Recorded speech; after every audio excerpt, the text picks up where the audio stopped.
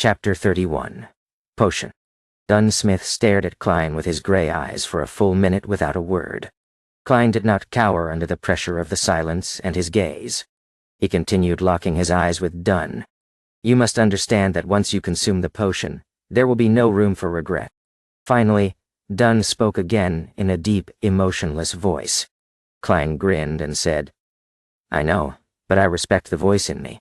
First, Sleepless does not meet my requirements. It was the same for Spectator, which he heard from the Tarot Club based on description. He was unsure when he would come into contact with other Beyonder pathways. A slow remedy could not work for an urgent situation. Therefore, there was no need for him to wait. By the same logic, Corpse Collector was eliminated as well, leaving the two choices, Mystery Prior and Seer. Under the premise that potions of the same sequence were equally dangerous and him unable to obtain more information, as well as the fact that both Mystery Prior and Seer met his requirements. Then regardless of whether Emperor Roselle was making a passing remark, or if he really regretted not choosing Apprentice, Marauder, and Seer, it was enough to tip the balance in his heart. Furthermore, he could tell from the diary that as long as he figured out the true essence of digestion and acting, he would be able to avoid the negative effects the potion would bring to a significant extent.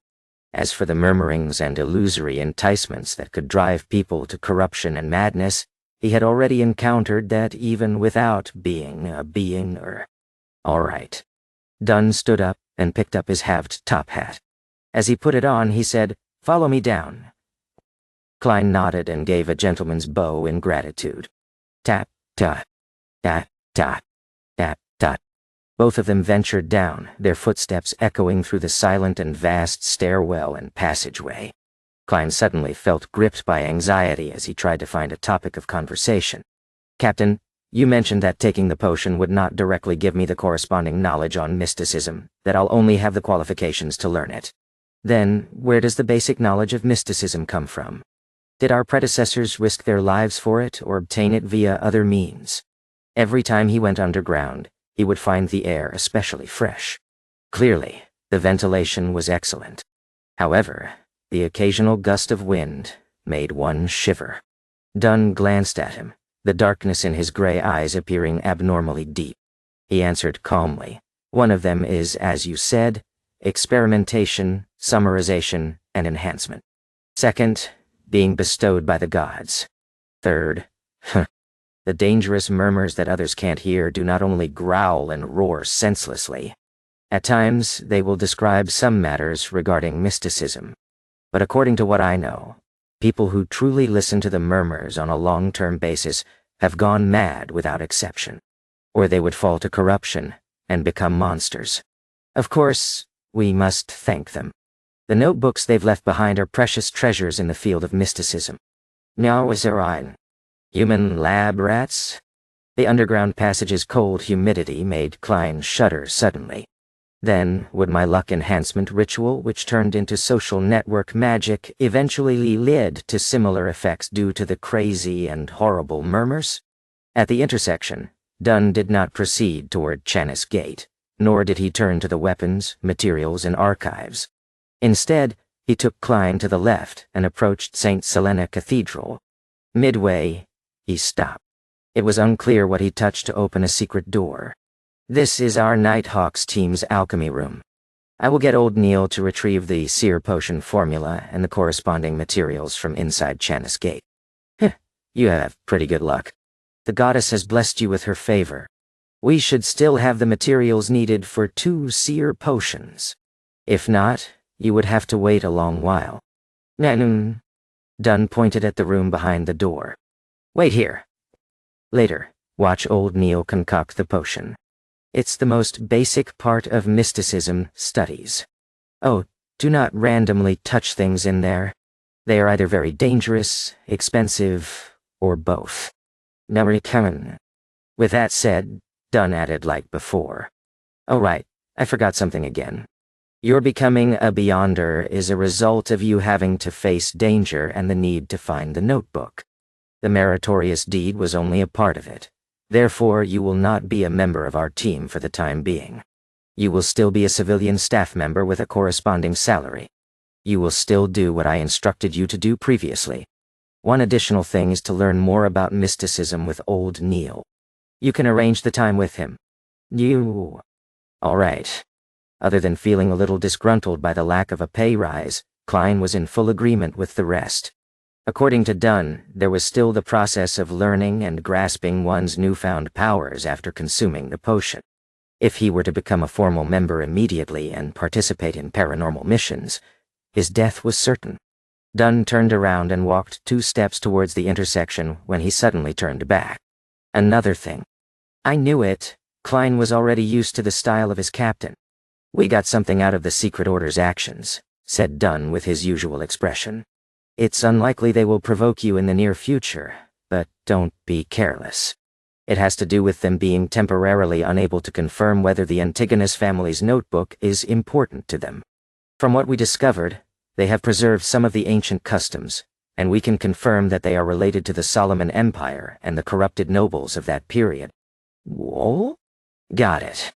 Thanks, Captain, said Klein as he exhaled. This was also one of the reasons why he did not wish to wait, grasping the chance of becoming a Beyonder in such a hurry. As he watched Dunn leave and confirmed that he would not turn his head to say more, Klein slowly walked into the alchemy room. The room had long tables. There were test tubes, pipettes, scales, and crucibles. It resembled a chemistry laboratory from his previous life. It was just more Spartan and ancient. Other than that, there was a huge cauldron, a darkwood ladle, a translucent crystal ball, and other items. The dark sacred emblem and other strange emblems were visible everywhere. They gave the room a tint of mystery. Klein looked around with interest, but he was not stupid enough to touch the things. After a while, he heard footsteps. Old Neil carried a tiny silver chest with complicated patterns. He was still wearing his unique classic black robe that seemed anachronistic, matched with a felt hat with a rounded edge of the same color. I never expected you to choose Seer. Old Neil put down the chest and used his somewhat turbid red eyes to size up Klein. Your personality is just like mine when I was young. You just don't want to follow the masses. Not bad. Light these few gas lamps and close the door. All right. Klein tried hard not to tremble as he lit each gas lamp in the alchemy room. He made dim light rule over the place once again. Tack! Tack! Tack! The secret door was closed. He turned back to see the white-haired and deep-wrinkled old Neil using a bunch of strange tied tree branches to scrub the black cauldron. The concoction of a sequence potion is extremely simple, at least for sequence 7 and below. There's no need for a special flame or any additional ritual, much less an incantation. There's no need for one to participate in it spiritually. All one needs to do is go according to the formula steps, add the precise amounts, and mix it. That will be all. One, dot. Old Neil's wrinkles seemed to bloom from his smile. For real? Klein questioned in surprise. This sounds as simple as my luck enhancement ritual. Man, it's quite frightening when you come to think of it. Perhaps it's a gift of the gods. Praise the lady. No. Cano.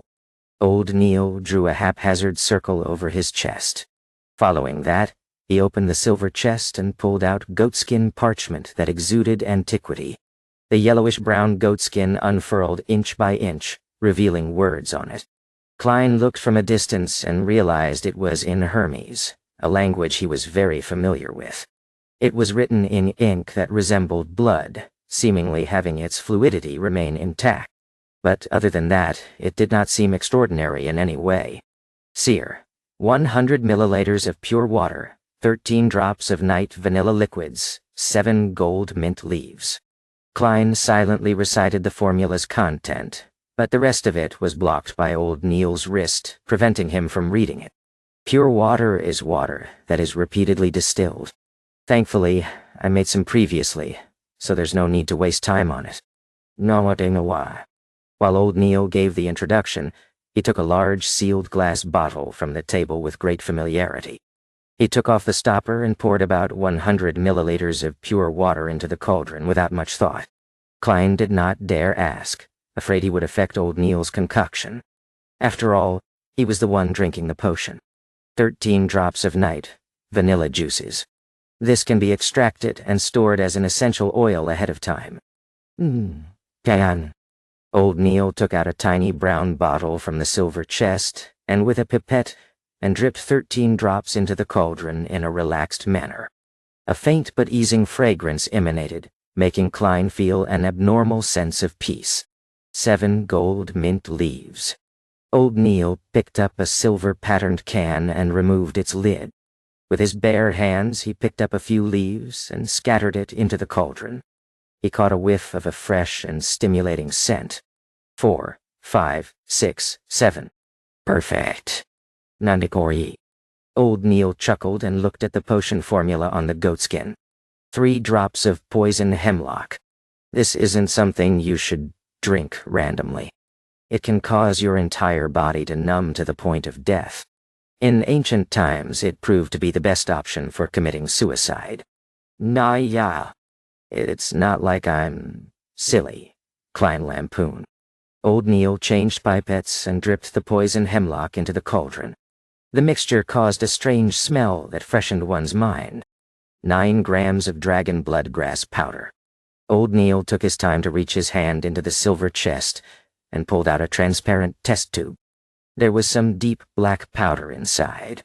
He used a beaker and a scale to measure 9 grams of powder and poured it into the cauldron. He then stirred the mixture twice with the darkwood ladle. The laid-back process of making the concoction made Klein a little worried. In fact, the materials from before were just supplemental. The exact amount doesn't really affect the final outcome. Should I put a little bit more? Old Neil made a joke. The last 2 is what's crucial. The amount can be slightly lowered, but it cannot be too far from the requirement, or your enhancement can fail. Oh, the quantity cannot be any more, even just by a bit. If so, you will have to be treated for mental problems. It's not impossible to die immediately. You so. Klein immediately tensed up as he saw Old Neil pull out a black glass bottle from the silver chest. Lavos squid's blood, 10 milliliters. This kind of squid is considered an extraordinary biological species. It is clearly mutated. It is covered in mystery. Its blood will rapidly break down under sunlight and lose its unique qualities. It has to be stored in opaque material.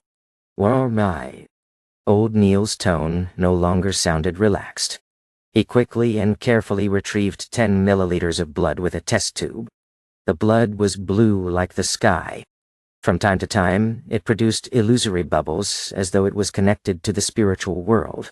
After pouring the blood inside the test tube, the remaining drops are ignored as a form of precaution, whispered Old Neil. The moment the blue blood entered the cauldron and made contact with the liquid from before, it produced bubbling sounds. The surrounding light was dyed with a light blue tinge, making Klein feel a strange sense of distance but also familiarity. It felt like the feeling of being in a mother's womb. It elevated a human soul.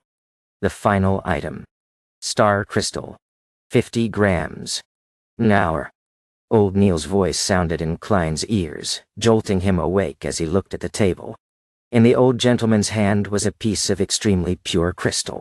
Furthermore, the crystal appeared gelatinous, as though it was jelly from Earth. It lacked hardness.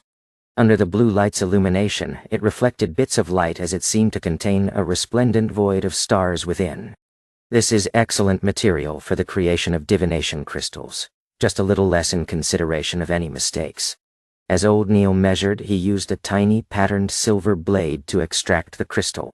Pure water, night vanilla, gold mint leaves, poison hemlock juice, dragon blood grass, Lavos squid blood, and star crystal make up a seer. At that moment, Klein could not help but recall the formula. With everything done, Old Neil poured in a few blocks of star crystal into the cauldron. Sizzle!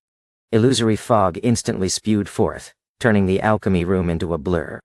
Klein seemed to see a vast array of stars amid the fog, and felt like he was being observed by an invisible existence.